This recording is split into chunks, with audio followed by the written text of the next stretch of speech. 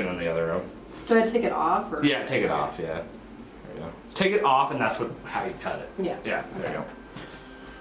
And action. I learned a lot of things like actors would do, me not being an actor at all.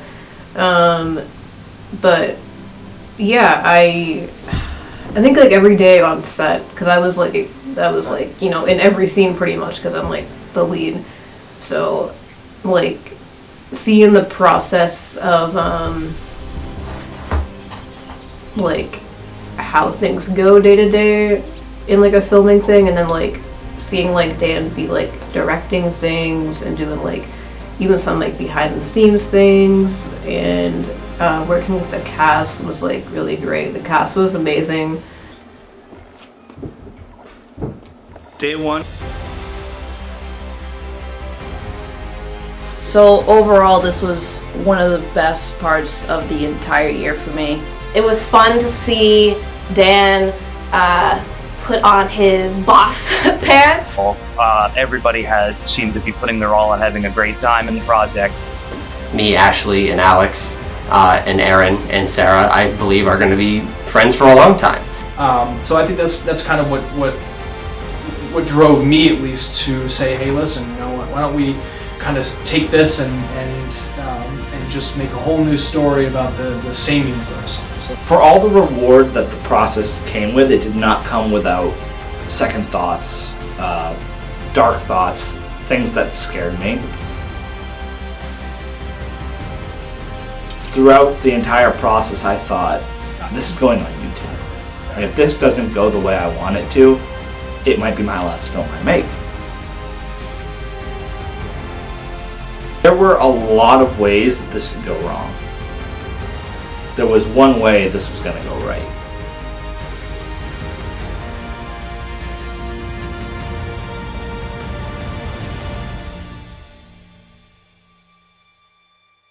Okay, we're rolling. Oh, okay, great. So flashback, years ago, we're filming Alter Ego Unity. We go out to dinner. yeah, you said 2018, right? 2019. 2019, Actually, yeah, he's good like that. I'm good with numbers like that. Yeah. We go out to dinner, we go to Panera, and we sit down. I don't remember the context of the conversation, and I remember though the moment that you were like, you should remake Paradise. I don't remember how you phrased it, but like it was a joke, but it wasn't. You looked at me dead in the eyes and I knew you were being serious. Yeah. I think really what it was for me is that like, and I remember the conversation that we were having when we were talking about this.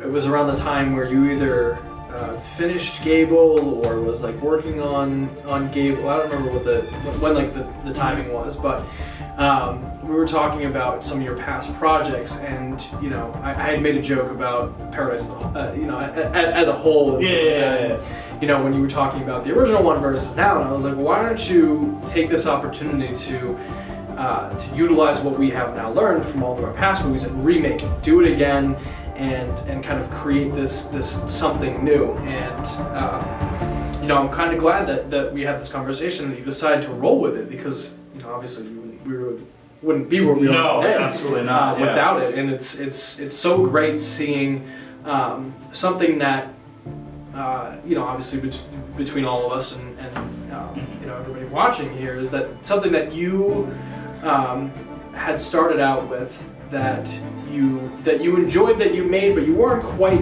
happy with the results that you had. So in the summer of 2014, I was about to be a senior in college, and I had been working on a short film.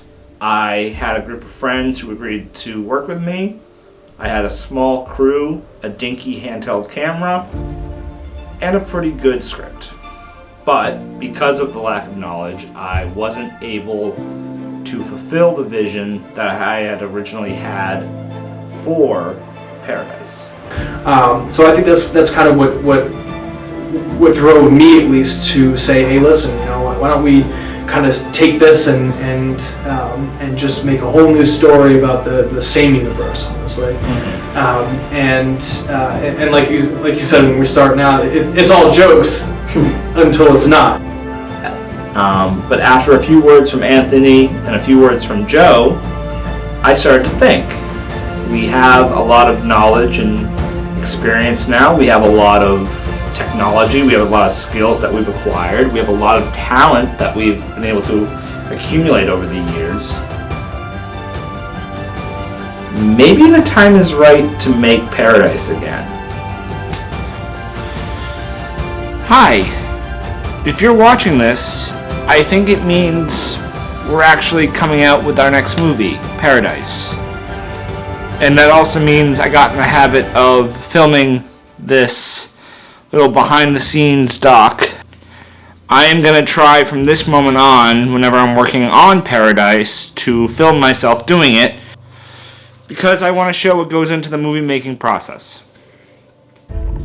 As of right now, on March 20th, 5 days before my birthday, my 31st birthday, the script is done, and we are in the process of scheduling out the movie. Today, I am going to finish that schedule and start on a prop list to see what my budget needs to be. But first, as anyone who knows me knows, I need coffee. This is where I'm working. Right now I have a pretty extensive to-do list for my movies. Right now, the only thing that's marked off of the list is the script. The script is done, it has been approved, it has been read over by my friend Joe, and it is ready to be filmed, but everything else before that has to take place. Right now what we're doing is called a scene checklist. This is a complete breakdown of the script, in which we list where the scene is taking place and who's in the scene, and what number the scene is. This helps us keep track of what we've done, and as we film the movie, we check the scenes we filmed off the list.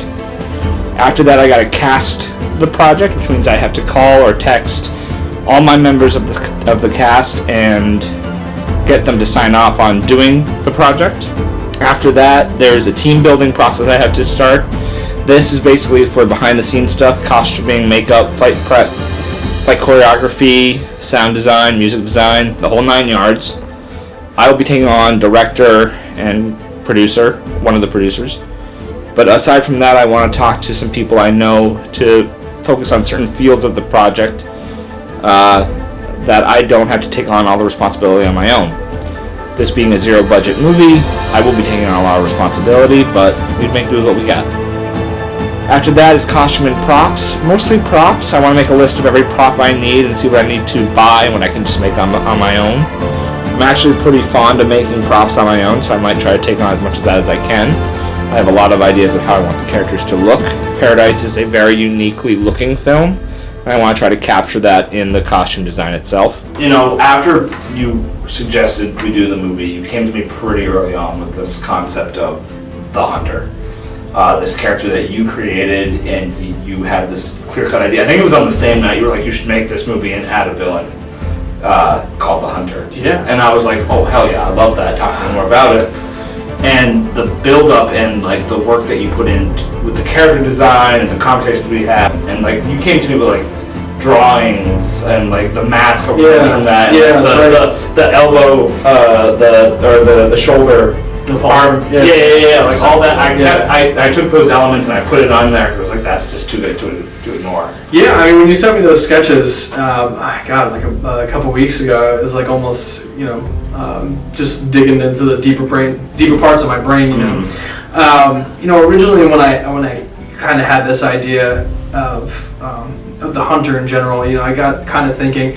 I'm like a very big fan of like apocalypse movies and TV shows. Like I kind of eat that stuff up. It's like a guilty pleasure of mine. So, Walking Dead was a very big inspiration of mine for a while. I think, when you look at a world where everything kind of just crumbles, whether it be society or norms or just everything in general, whether it be a pandemic or a nuclear warfare, what have you, everything kind of just falls into chaos. And the Hunter is really just kind of this idea of what embodies this chaos. So it's like, what acts of desperation are you willing to go to ensure your own survival, but also ensure that essentially no one is going to come at you for any other reason. So you kind of get this alpha mentality where you never have to turn around or look behind you, and you get so good at hunting or gathering or whatever during this time where essentially that you have to, where you almost lose your humanity and killing becomes a second nature, which is kind of what the idea was behind this this character as it was. The mask itself was just kind of an addition to an apocalypse movie that allows for not current technology, but the ability to see traces of technology here and there. And for the hunter, it comes down to the mask that he brandishes. So really, the hunter is at its core just an embodiment of what the movie encapsulates. Honestly, for me, it's that raw human ability to survive, without cause. Honestly, like you're just there to survive and do whatever it takes necessary. As you see a few scenes during the movie. I just kind of remember like when this idea was pitched into your head, you kind of doubted it. It wasn't quite right the first time. And this was kind of that missing piece of like, Paradise was something you tried, you did it, you completed it, but it was not something that you, and I don't want to speak for you, but was, at least there was a perception that you did not feel satisfied with that version of the work that you put out. But I think it was also a little daunting for you to return to Paradise for a variety of different reasons. And I just remember a loose conversation, but I remember the essential motif of that conversation is, what do you lose from it?